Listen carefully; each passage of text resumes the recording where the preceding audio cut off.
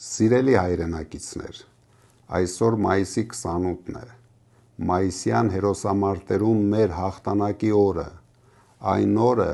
երբ հայ ժողովուրդը որոշեց ապրել ոչ թե ուրիշների ողորմությամբ, այլ իր պետությամբ։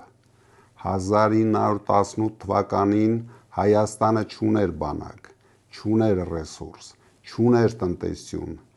բայց ուներ ամենակարևորը՝ կամք։ Այսօր մենք խոնարհվում ենք նրանց առաջ, ովքեր կռվեցին,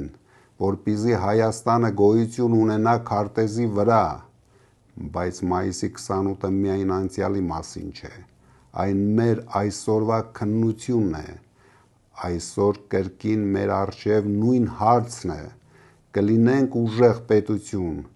թե թույլ տարածք, որի ճակատագիրը որոշում են ուրիշները։ Այսօր Երևանում անցկացվում է ռազմական շքերթ, և իհարկե յուրաքանչյուր հայ հպարտանում է իր զինվորով, բայց մենք պարտավոր ենք ասել ճշմարտությունը։ Բանակը քայլերթի մասին չէ, ոչ էլ PR-ի, ոչ մի ռազմական շքերթ մեզ չի պաշտպանելու։ Երբ գան 300,000 ադրբեջանցիները, փոքրիկ խմբակի կողմից նման միջոցառումների իրականացումն ունի միայն մեկ նպատակ՝ թաքցնել ձեզանից իրականությունը։ Ադրբեջանցիների Հայաստանում բնակեցնելու ծրագիրը, այսօրվա իշխանությունների օրոք յուրաքանչյուր քայլ արվում է բացառապես ցուցադրության համար։ Փաշինյանին չի հուզում մեր երկրի, մեր զինվորի անվտանգությունը, նրան միայն հուզում է իր աթոռը,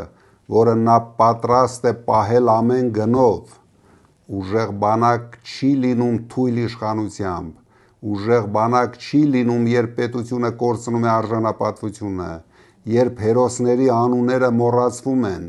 իսկ պարտությունները ներկայացվում են որպես խաղաղություն։ Եվ այսօր, երբ Բաքվի բանտում դեռ պահվում են հայ գերիներ, միայն նրա համար, որ հայ են, մենք իրավունք չունենք լռելու։ Թույլ պետության հետ հաշվի չեն նստում, թույլ պետությունից պահանջում են նոր զիջումներ, թույլ պետությանը պարտադրում են ապրել վախով, որ 300,000 ադրբեջանցիներ բնակեցվելու են մեր հողերում և մեր տներում, բայց մայիսի 28-ը վախի օր չէ, մայիսի 28-ը պետական կամքի օր է։ Սիրելի հայրենակիցներ, այսօր Հայաստանը մտնում է որոշիչ ժամանակաշրջան։ Առաջիկա ընտրությունները պարզապես քաղաքական գործընթաց չեն լինելու, դրանք լինելու են պատասխան մի հարցի՝ արդյոք հայ ժողովուրդը պատրաստ է նորից վերցնել իր պետության պատասխանատվությունը։ Եթե դուք չեք գնում ընտրության, ձեր փոխարեն որոշում են ուրիշները։ Եթե դուք լռում եք, ձեր երեխաների ապագան գրում են ուրիշները։ Մենք պետք է վերադարձնենք հավատը պետության նկատմամբ, վերադարձնենք ուժը բանակին, վերադարձնենք արժանապատվությունը դիվանագիտությանը, վերադարձնենք վստահությունը հայ մարդուն։ Համոզված եղեք,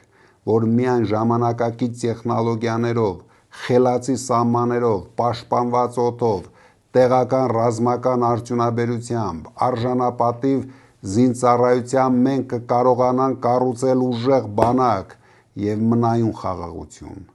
3 միլիոն հայ Հայաստանում և միլիոնավոր հայեր աշխարհում սպասում են մի բանի՝ ուժեղ Հայաստանի ստեղծմանը, և այդ Հայաստանը հնարավոր է կառուցել, եթե ժողովուրդը որոշի ոտքի կանգնել, որոշի չվախենալ, որոշի ընտրել պետությունը։ Դու արժանի ես ավելիին, ուրեմն դու կգնաս ընտրության,